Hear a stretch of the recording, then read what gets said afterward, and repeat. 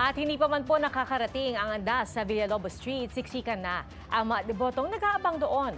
At saksi live, si Jamie Santos. Jamie?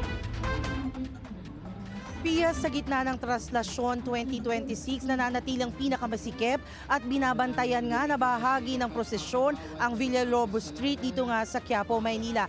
Ito yung pinakahuling kalsada bago makabalik at makapasok ng tuluyan ng simbahan ang andas ng mahal na poong Jesus na Nazareno. Kaya ito'y tinuturing na pinakakritikal na bahagi ng prosesyon. Dahil sa kitid ng kalsada at tuloy-tuloy na pagdating ng mga deboto, mabilis na nagkakaroon ng siksikan sa ilang bahagi ng Villalobos. Dito rin kasi nagsisimula ang pila ng mga debotong nais makapasok ng simbahan upang makadalo ng misa. Kaya naman mahigpit ang pagbabantay ng mga miyembro ng Hijos del Nazareno at ng PNP sa bukana ng kalsada. Makikita rin ang mga marshal na may hawak na tali na nagsisilbing harang upang mapanatiling maayos ang daloy ng mga deboto.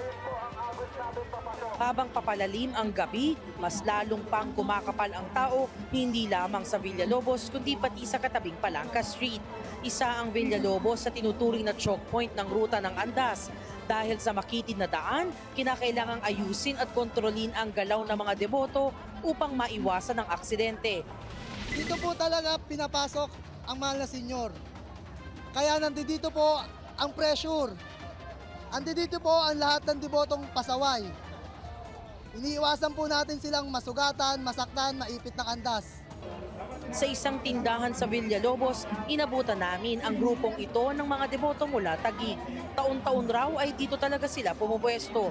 Dito talaga kami napapabilis sumampa kaysa sa malawak na lugar. Palata na rin namin, taon-taon.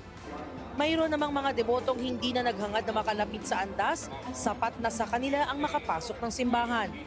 Ilang oras na po kayo naghintay para makapila po? Bali, 3 hours na po. 3 hours po. Aantayin niyo po ba yung andas o magsisimba lang? Magsisimba lang po.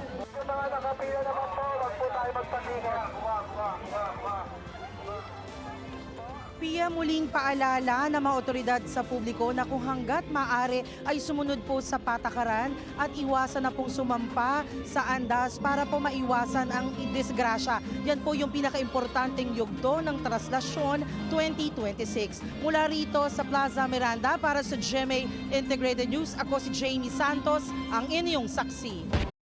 Mga kapuso, maging una sa saksi. Mag-subscribe sa GMA Integrated News sa YouTube para sa iba't ibang balita.